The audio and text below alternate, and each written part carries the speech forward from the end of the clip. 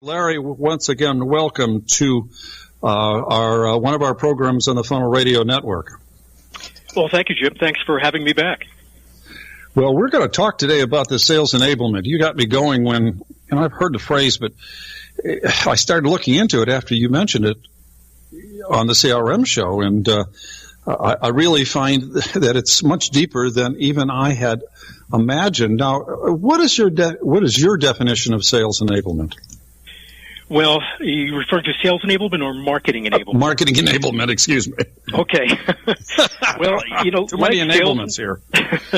Like sales enablement, it has a very broad definition. If you speak to some folks, they say that it's all about ensuring that their sales organization has immediate access to the materials they need to engage a customer or prospect during each stage of the sales cycle. And they believe that it's marketing's responsibility, as do I, to produce these materials. These are things such as white papers, case studies, customer testimonials, ROI analysis, product trials or samples. It's marketing's job to get that information out to the sales organization. Others, however, view marketing enablement today as building an online presence via social networking sites like LinkedIn and engaging in messaging platforms like Twitter, Facebook, and WeChat. My definition is that it's really both. It requires both. Is this simply an outgrowth of marketing operations, which is gaining preference in the larger companies and a marketing operations manager? Now they're talking about marketing enablement, maybe because sales enablement isn't moving fast enough?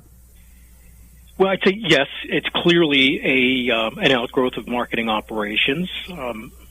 Being an old school guy myself, I remember marketing as folks doing the creative side of the house, trade shows and building and designing brochures and things of that nature. But today it's changed. It's really evolved. And it's really all about how do we best engage our target audience?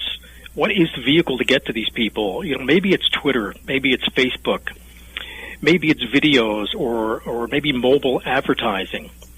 Each organization may be different based on the products and services they sell, but this is clearly an evolving requirement for marketing executive. Well, I keep thinking it's more than simply content. As we look into it, we see that a lot of people talk about training, tools, content. Serious Decisions says it's an emerging function in B2B marketing operations that addresses rapid functional change, growing skills gaps, historical underinvestment in professional development by systematically equipping individuals, you'd think they work for the government here, with required skills, knowledge, processes, and tools to succeed in their roles, which means tools and training, as far as I can see. They talk about a competency map to define areas that marketing people are deficient. Is this really about a deficiency of marketing to address all the new digital things? It's a good question. I do think it's a good idea to have some type of competency map, if you will. I don't know if that's the proper terminology, because we're in a changing environment, and it's very challenging for business today. Most of them do not have experienced marketeers that really understand this digital world. It's evolving and changing, and it requires a different level of experience. So I think there's nothing wrong with trying to identify where your staff may need assistance. I don't know that I call it a competency map, but I think it's clear that businesses today need a different level of skill set to be successful. In spite of their government-esque description of what marketing enablement is, they do make that point, the competency map. And I can see putting up a map and saying, okay, we've got sales lead management. You've got digital, gets broken down into content, gets down to social media, which further gets broken down to 2 or 3 areas. Now we've got business intelligence. Maybe the sales lead management portion gets broken down into the CRM, the marketing automation. So suddenly you can see a map created here with all of these different skills, and very few marketing people can be skilled in all of these areas.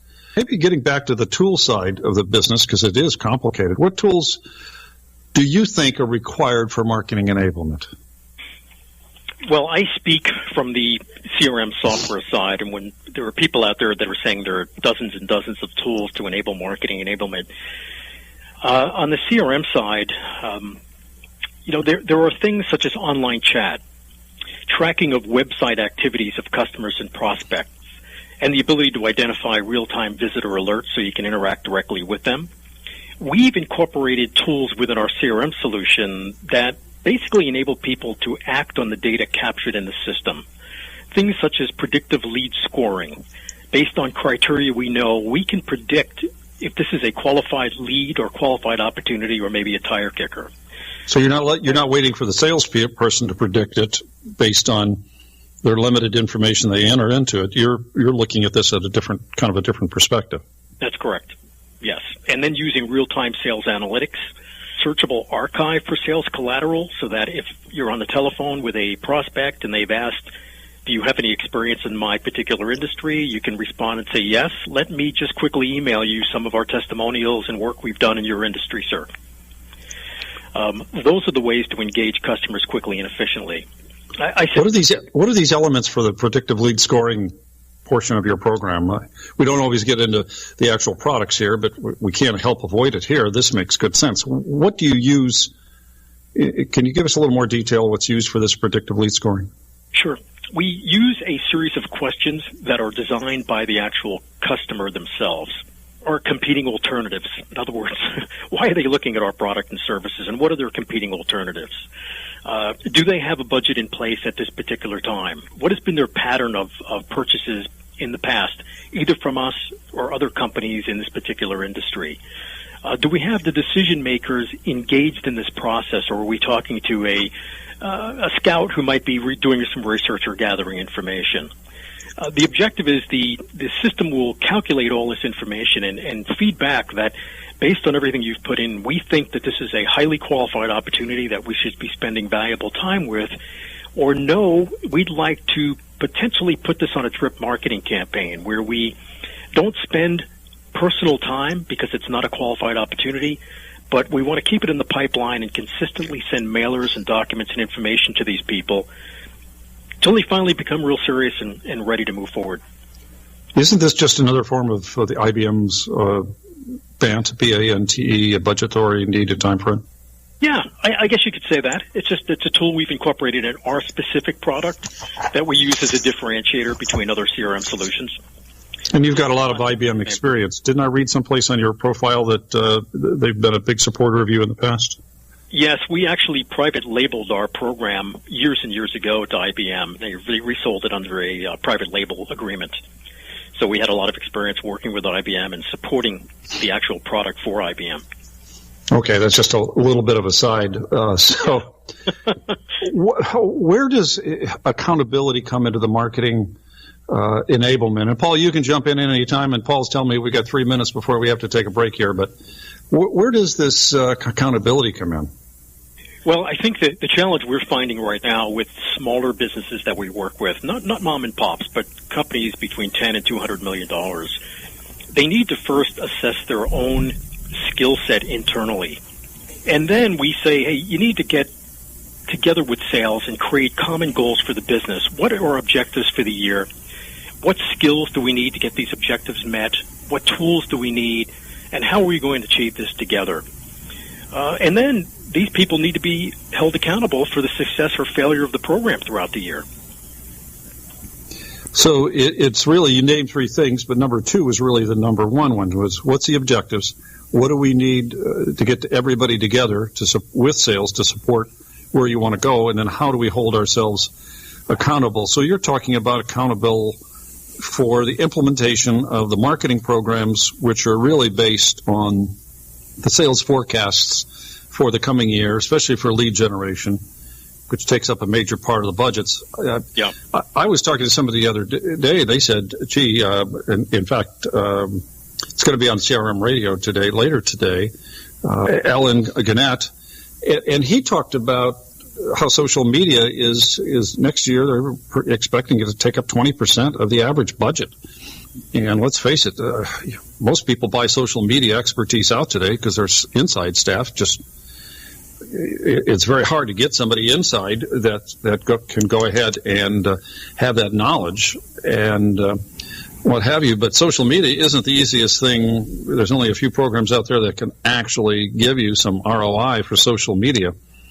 So when you talk about holding people accountable, are you talking about, I'm going to generate 10,000 leads this year, out of that 4,500 are going to be buyers and 1,000 are going to buy our products, and that'll support our quotas? Yeah, I'd like to go a little deeper than that, and that when we're talking about building a brand or a presence in the social world, what is the objectives for that? How are we going to get there?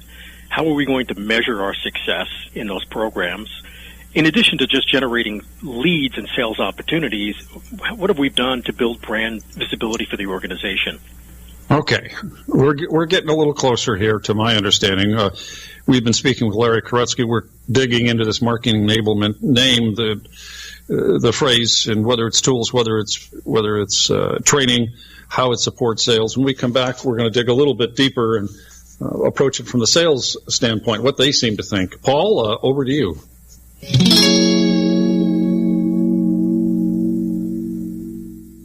Our series, Users Conference, Lunch and Learn, or exhibiting at a trade show, Validar has a solution. From capturing leads at trade shows to managing on-site registration, tracking session attendance, gathering information, and providing sponsors lead retrieval, we have a full suite of solutions for you. Since 2005, Validar has been turning corporate events and trade shows into better business. Call 888-784-2929 or visit us at validar.com. Commence's CRM popularity is driven by the product's robust functionality, as you've heard a little bit about today. Its ability to be used in a disconnected mode while away from the home office, and the ability to be customized without programmer intervention. That's huge.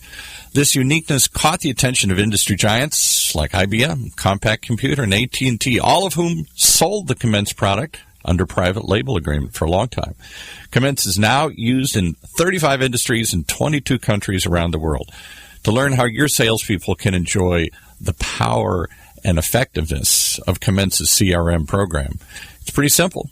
All you have to do is visit their website, Commence, just like it sounds, COMMENCE, commence.com. Find out all that they can do for your organization. And now back to Jim.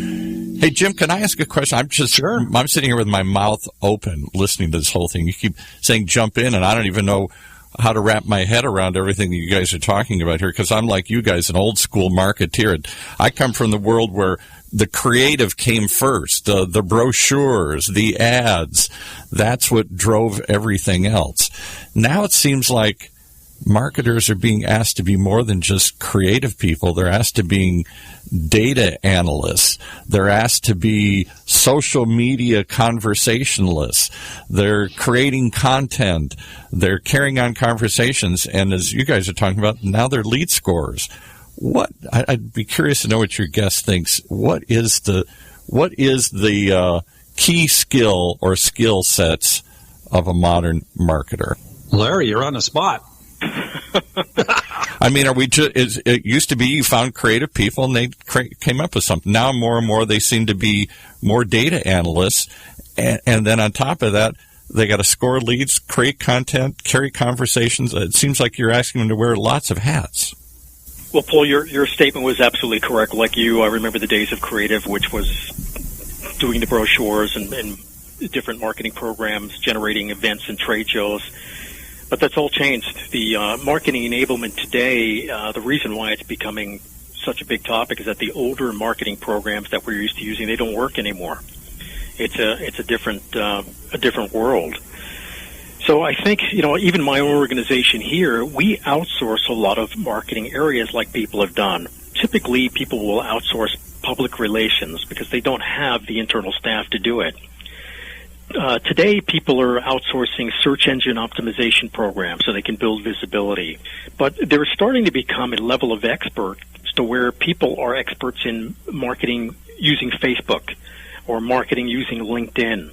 So if you don't have those skills internally, you have to go externally to get them. So to answer your question, yes, we're asking marketing to really become more associated with the process of selling.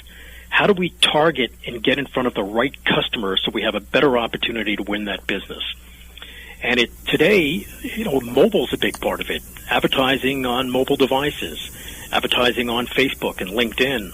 This is a booming environment today that is just significantly different than it was just 10 years ago. And everybody always says that the key element in mobile is speed. How quickly do you reply and answer, as Jim always talks about? You can't just collect the leads and send them down the pipeline anymore here. Marketing also has to be the first salesperson almost to engage with them and talk to them and find out how real they are and what they're looking for and immediately reply to them and decide what to do with them next. You're absolutely right. That's why we believe, or I believe, being an executive of a CRM company, that CRM software can play a very, very vital role in that, as we're able to capture massive amounts of information and make it immediately accessible to that field rep or sales representative that's on the line with a prospect. If your answer is, we'll get back to you in a couple of days, or let me get back to you as soon as I can with additional information, you've already lost that customer. They're expecting immediate response and data sent to them via mobile or via email. You've got to be able to respond quickly and efficiently today in order to get a leg up on the competition. I can't imagine how you'd hire a marketing person today here. You'd almost have to have a whole range of people, somebody that does the traditional creative, somebody that's a conversationalist on Facebook or can create content, somebody that immediately understands data, and somebody that's like an early stage salesperson that's going to get back to them quickly and try and qualify them. Yeah, and if you're not a large organization and you can't afford to do that, then my advice to people has been hire a senior coordinator, someone who's using outside resources to provide those services but is managing and staying on top of those resources to make sure that monthly objectives are being met.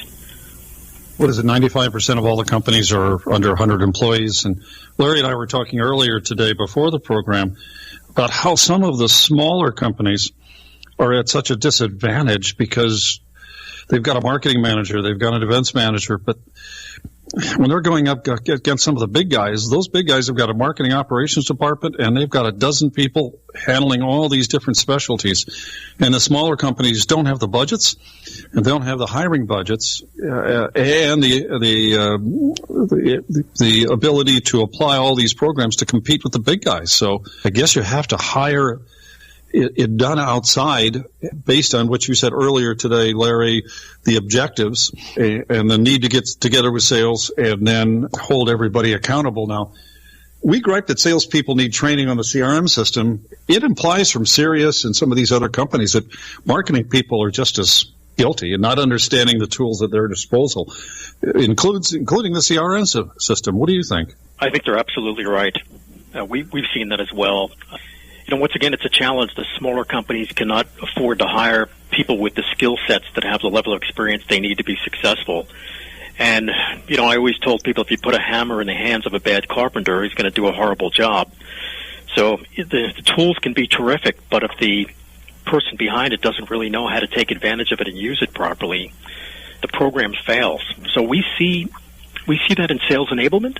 We see that in marketing enablement, where the smaller companies, it's not their fault. They're just challenged, as you said, Jim, to compete against these larger organizations that have the investment and the skill set to tackle digital marketing. So my advice, once again, as I mentioned, is you can't go without this stuff. If you don't have the expertise and you can't afford to get it, you need to outsource it and coordinate those efforts with a third party. I think it's a wonderful thing to be in marketing today. I would love to be a marketing operations manager. I think that's a job I'd go for. I'd want to control the team of horses. I'd want to control everything. Now, is there a cost to marketing enablement, or is this just tools and training or just internal management? We've got 3 minutes to wrap it up here. No, there's a significant cost I could share with you just for my own organization. As I had mentioned, we do have a marketing department, but we are learning more and more and more about the level of expertise required to be effective with certain social sites. There's an art to be effective with advertising on Facebook, for instance, and we're learning more and more about that through work with third parties who have expertise there. So there is a high cost, and people ask me, well, have you seen an ROI? It's very difficult to determine an exact ROI. I just know that the cost of not doing this would be probably put the company out of business. I compete with some of the biggest companies in the industry. I need to be able to compete at the same level with the same type of programs, mobile advertising, Facebook advertising, WeChat, Twitter, we're doing all the same things the big guys are in order to stay competitive. I couldn't imagine not doing that and continuing to have a successful business. Yeah, it certainly makes sense. We've been speaking with Larry Koretsky, the CEO of Commence Corporation. He's been tackling the question, marketing enablement, buzzwords or facing reality. It's been a good discussion. Paul, thanks for jumping in again today as always. Larry, how does someone reach you? I can be reached at my email at l.koretsky, Karetsky, at commence.com, or via our main number, which is 732-380-9100. And Larry didn't know we were running a little commercial for his program today. It's a courtesy for our guests. Please remember that he has his predictions for 2017 up on the SLMA blog site that was put up November 25th. And he's got a radio program from November 8th on CRM Radio, Sales Enablement, Clearing Up the Confusion. Larry Koretsky, please come back again. Thank you for being on our SLMA radio program today. Thank you for having me, Jim. Paul, over to you. Thanks for jumping in, Paul.